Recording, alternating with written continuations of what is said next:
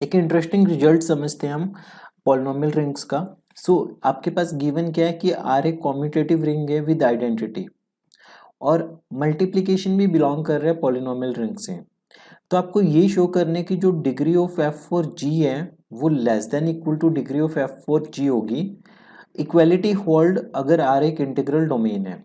हम सिर्फ इस कॉन्सेप्ट को समझते हैं पहले, ठीक है, प्रूफ इसका बाद में देखते हैं। मतलब आपके पास ना ये दिया हुआ है कि एफ मान लेता हूँ कि मैं एक पॉलिनोमियल है, मान लेता हूँ कि 2x² प्लस एक्स प्लस 1 है, और जी मान लेता हूँ मेरे पास है 2, मान लेता हूँ x² प्लस 5x प्लस 6 है। अब जो मैंने रिंग कंसिडर की है ना, मान लेता हूँ कि वो रिंग आपके पास जेड है। जेड एक इंटीग्रल डोमेन है। जेड क्या है? एक इंटीग्रल डोमेन है। इंटीग्रल डोमेन का मतलब क्या होता है कि एक commutative ring without zero divisors, जिसमें जीरो डिवाइजर्स ना हो। तो f आपके पास ये है, g आपके पास ये है। जब आपने f और g का मल्टीप्लीकेशन किया तो आपके पास क्या आ गया? 2 टाइम्स x की पावर 4 एंड सो ऑन। तो आपके पास छोटी पावर्स आएंगी। फाइनली जो डिग्री ऑफ f इंटू जी है वो किसके इक्वल आ गई? 4 के इक्वल। तो degree of f into G किसके इक्वल आ गई? 4 के equal. This is equal to degree of f plus degree of g। तो ये किसके इक्वल है? Degree of f 2, degree of g equal to 2। तो ये 4 इसके इक्वल आ गया आपके पास। तो ये इक्वालिटी एग्जैक्टली होल्ड कर रही है क्योंकि आपके पास r क्या था? r एक इंटीग्रल डोमेन था। r इंटीग्रल डोमेन था। अब मैं फिर से कंसिडर करता हूं, मान लेता हूं कि मेरे पास जो f है वो आपके पास है 3x² प्लस 5x प्लस 1, और जो g है वो मान लेता हूं कि 2x² प्लस x प्लस 5 है।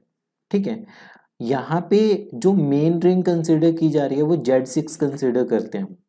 ठीक है, तो जब आप f को g से मल्टीप्लाई करोगे तो आपके पास क्या आ जाएगा? f इंटू जी आएगा 6x की पावर 4 प्लस, अब अगर एक्स क्यूब के कोफिशिएंट्स देखें हम तो 3x³ प्लस ये बनेगा आपके पास 10x³ up to so on.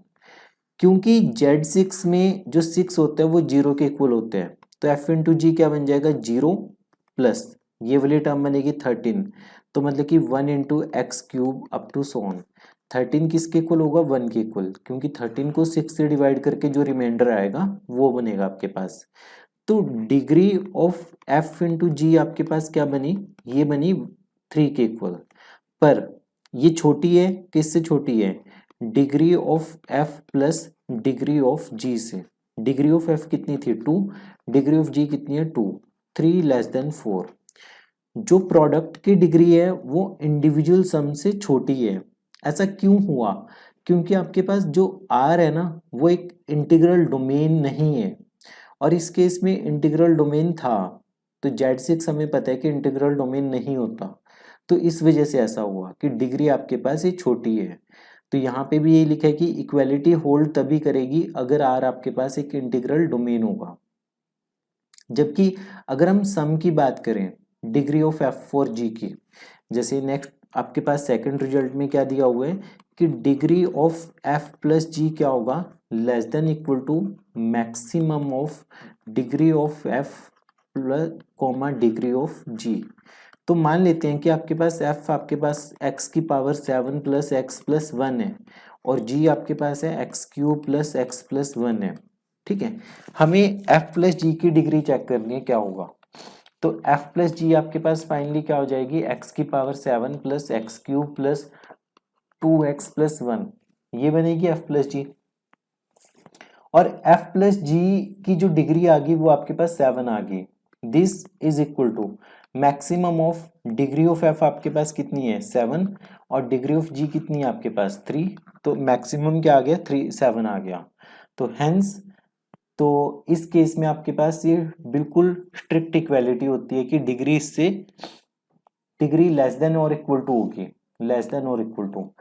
Next है कि लेस देन कैसे हो सकती है? अगर मान लो मैंने f कंसिडर कर लिया x की पावर 7 प्लस एक्स प्लस 1, और g कंसिडर कर लिया माइनस एक्स की पावर 7 प्लस एक्स प्लस 1, तो f प्लस जी कितना हो जाएगा? ये बनेगा 2x प्लस 2 के इक्वल। तो इसकी डिग्री तो छोटी है, मैक्सिमम ऑफ किसकी डिग्री से, 7 और 3, इन दोनों से ही छोटी आ गई, तो इन दोनों का मैक्सिमम क्या था, 7, जबकि सम की डिग्री किसके इक्वल आई है, 1, इसकी डिग्री 1 आई है, पावर 1 है ना इसकी, तो degree of f plus G is less than maximum of f and g। तो ये आपके पास रिजल्ट है जो कि आपको समझ में आना चाहिए कि ये बेसिकली कह क्या रहा है, और ये मल्टीपल टाइम्स पेपर्स में पूछा जा चुका है।